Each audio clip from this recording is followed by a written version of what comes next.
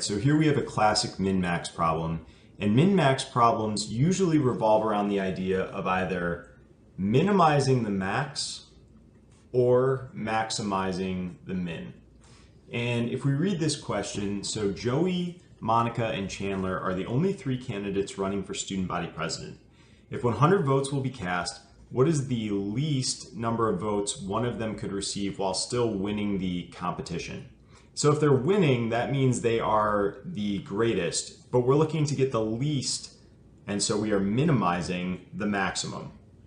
Okay, now in order to minimize the maximum, I think the easiest way to conceptualize kind of like where this point would begin is to think first of all in terms of extremes. So if the person who won by the most possible votes, it would be that the two losers had 0 and 0 and the winner had 100. So what we want to do is we want to narrow this gap. Now if you said both of the losers had 1 vote, then the winner would only have 98 votes now. And so as you increase the minimums, you're decreasing the maximum because they have to always add up to 100 votes in this scenario. So we have kind of like a closed loop here where there's no getting out of this 100 vote situation. It always has to add up to that. So if we take 100 and we divide it evenly 3 ways, we're going to get the point at which they'd all have the exact same number of votes. And that would be at 33.33 repeating.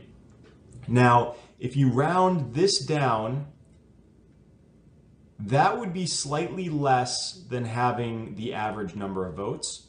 And so we could say the two losers both had 33 votes, and that would leave 100 minus 66, which leaves 34 votes left over for the winner. And the winner would win by 1 vote, which is the least number of votes the winner could win by. It's the smallest possible margin.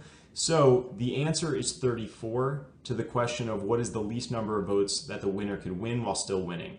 And the way we got there is by maximizing the losers, which took away as many votes as possible from the winner. But we stopped at the point at which they would have gotten equal to each other, become equal to each other, because at that point it would have changed the game and the winner would now not be the winner anymore. He would be a loser.